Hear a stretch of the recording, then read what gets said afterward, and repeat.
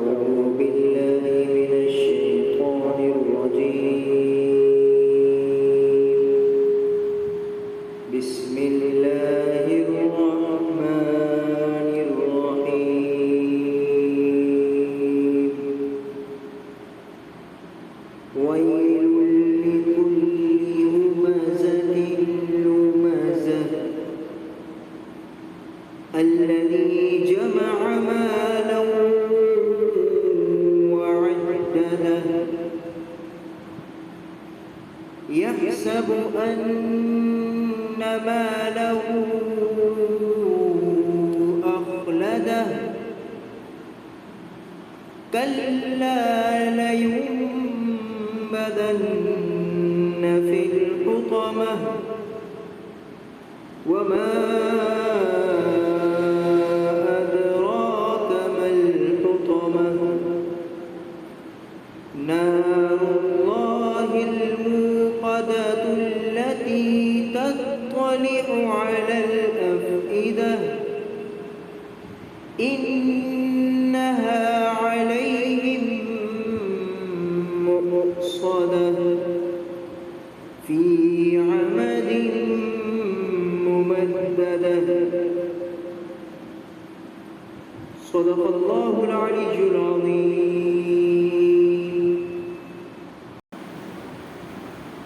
شروع اللہ کے نام سے جو سب پر مہربان ہے، بہت مہربان. بڑی خرابی ہے اس شخص کی جو پیٹھ پیچھے دوسروں پر عیب لگانے والا اور منہ پر تانا دینے کا عادی ہو، جس سے مال اکٹھا کیا ہو اور اسے گنتا رہتا ہو.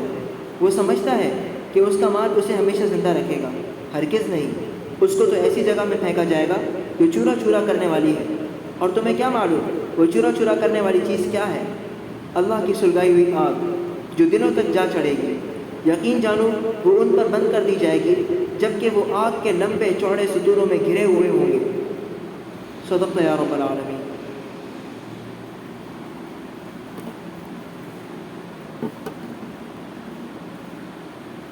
بسم اللہ الرحمن الرحیم. نحمدہ ونصلی ونسلم علی رسول الکریم. سورۃ الہمزہ مکیہ. اس سورت کی مختصراً تفسیر کچھ اس طریقے سے ہے کہ سب سے پہلے اس سورت کے اندر 3 گناہوں پر اللہ رب العزت نے جو ہے وہ انسان کی توجہ دلائی ہے. 3 گناہ وہ کون کون سے ہیں؟ پہلی آیت مبارکہ کے اندر ویل لکل ہمزۃ لمزہ، خرابی ہے، ہلاکت ہے کن لوگوں کے لیے؟ ہمزہ اور لمزہ. ہمزہ کسے کہتے ہیں اور لمزہ کسے کہتے ہیں؟ دیکھ لیں ذرا. اس کے اکثر مفسرین نے جن معانی کو اختیار کیا ہے ان میں سے وہ معنی یہ ہیں. ہمزہ کہتے ہیں غیبت، یعنی کسی کے پیٹھ پیچھے اس کے عیب کا ذکر کرنا. اور لمز کہتے ہیں اس کے سامنے، مطلب کسی کے آمنے سامنے اس کے منہ پر اس کو طعنہ دینا. غیبت کسے کہتے ہیں؟ کسی کے پیٹھ پیچھے کوئی ایسی بات کہنا جو اس میں موجود ہو اور جب وہ اسے سنے تو اسے برا بھی لگے. یاد رکھیں، دوبارہ ڈیفینیشن اس کی دوبارہ تعریف دیکھیں کہ کسی کے پیٹھ پیچھے، سامنے نہیں، کسی کے پیٹھ پیچھے کوئی ایسی بات کہنا جو اس میں موجود ہو.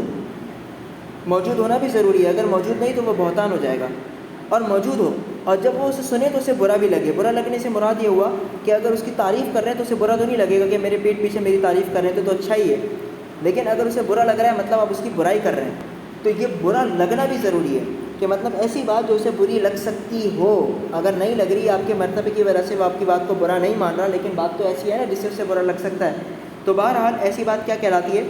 غیبت کہلاتی ہے. یہ ایک عادت ہو گئی. دوسری عادت کون سی ہے؟ کہ کسی کے سامنے، کسی کے منہ پر اس کو طعنہ دینا. یہ دونوں چیزیں بہت ہی زیادہ سخت اور بڑے گناہوں میں شمار ہوتی ہیں. تیسری خرابی کیا ہے؟ مال کا جمع کرنا. اب مال کی محبت اور مال کا جمع کرنا یہ دونوں خرابیاں ہیں. انسان مال سے محبت کرے گا تو وہ دنیاوی معاملات کے اندر الجھے گا اور دین سے دور ہو جائے گا. یہ ایک واضح خرابی ہے.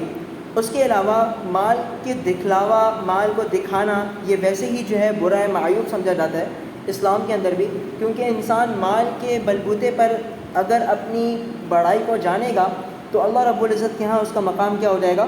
کم ہو جائے گا. کیونکہ دکھلاوا اللہ رب العزت کو بالکل پسند نہیں ہے. تو یہی 3 خرابی ہیں جن کا اس صورت کے اندر اللہ رب العزت نے ذکر کیا ہے۔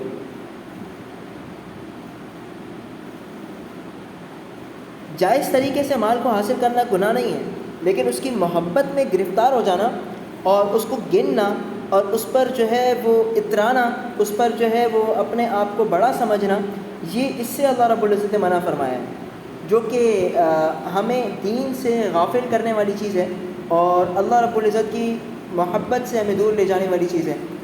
اس کے بعد ہم دیکھتے ہیں جب کہ وہ آگ کے آیت نمبر 6 کے اندر جو فرما رہے ہیں اللہ رب العزت، جب کہ وہ آگ کے لمبے چوڑے ستونوں میں گھرے ہوئے ہوں گے، مطلب اللہ بچائے دوزخ میں آگ سے، کہ دوزخ ویسے ہی انسان کے لیے ایک مسلمان کے لیے بہت ہی ناپسندیدہ جگہ ہے، انسان اس میں مسلمان اس میں کبھی نہیں جانا چاہے گا۔ بہرحال وہاں کی کیفیت کو بیان کیا ہے کہ ایک تو دوزخ کی آگ ہوگی، پھر اس کے شعلے اتنے لمبے ہوں گے، جو لمبے اور چوڑے ہوں گے ستونوں کی مانند، جو چاروں طرف سے دوزخیوں کو گھیر لیں گے اور باہر نکلنے کا رستہ بھی نہیں ہوگا۔ اس کی مثال ایسے ہی ہے جیسے ایک کمرے کے اندر آگ سلگ جائے، آپ وہاں موجود ہوں اور وہاں موجود ایک دروازے کو بھی اگر بند کر دیا جائے تو وہاں پر کیا کیفیت ہوگی؟ اگر وہاں سے نکلنے کا رستہ موجود ہے تو ٹھیک، نہیں ہے تو کیا ہوگا؟ آپ کی وہ امید بھی ختم ہونے کی وجہ سے آپ کی جلد تکلیف اور موت بڑھ جائے گی۔